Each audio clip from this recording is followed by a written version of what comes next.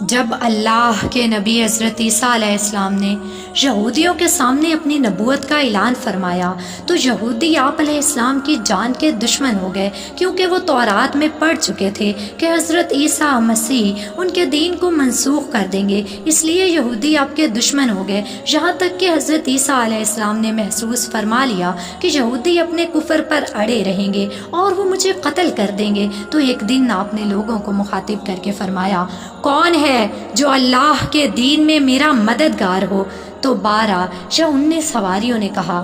ہم اللہ کے دین کے مددگار ہیں، ہم اللہ پر ایمان لائے اور آپ گواہ ہو جائیں ہم مسلمان ہیں۔ باقی تمام یہودی اپنے کفر پر جمے رہے، یہاں تک کہ جوش عداوت میں آپ علیہ السلام کو قتل کرنے کا منصوبہ بنا لیا۔ ایک شخص جس کا نام تطیانوس تھا آپ کے قتل کے ارادے سے آپ کے مکان میں گھس گیا،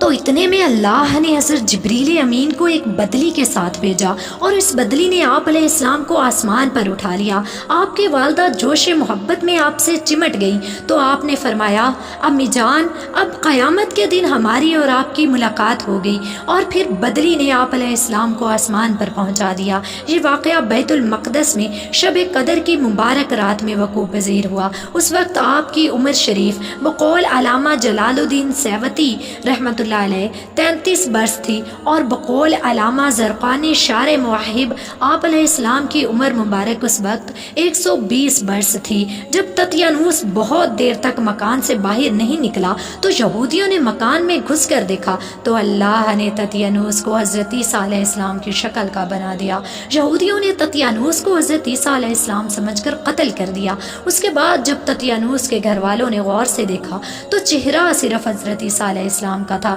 باقی سارا بدن تطیانوس کا تھا۔ تو اس پر اس کے خاندان والوں نے کہا کہ اگر یہ مقتول حضرت عیسیٰ ہیں تو ہمارا آدمی تطیانوس کہاں ہے، اور اگر یہ تطیانوس ہے تو حضرت عیسیٰ کہاں ہیں؟ اس پر خود یہودیوں میں جنگ شروع ہو گئی، بہت سے یہودیوں نے ایک دوسرے کو قتل کر دیا۔ اس واقعے کو اللہ تعالیٰ نے قرآن مجید میں سورہ آل عمران میں کچھ اس طرح بیان فرمایا ہے،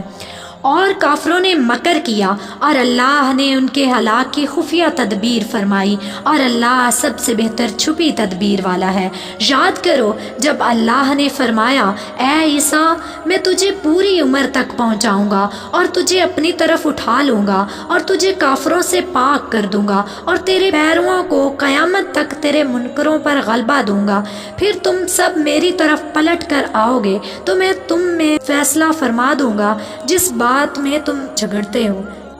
آپ علیہ السلام کے آسمان پر چلے جانے کے بعد حضرت مریم سلام اللہ علیہا نے 6 برس دنیا میں رہ کر وفات پائی۔ صحیح مسلم و بخاری کی روایت ہے کہ قرب قیامت میں حضرت عیسیٰ علیہ السلام زمین پر اتریں گے اور نبی آخر الزمان صلی اللہ علیہ وآلہ وسلم کی شریعت پر عمل کریں گے اور دجال و خنزیر کو قتل فرمائیں گے اور صلیب کو توڑیں گے اور 7 برس تک دنیا میں عدل فرما کر وفات پائیں گے اور مدینہ منورہ میں گنبد خضرا کے اندر مدفون ہوں گے۔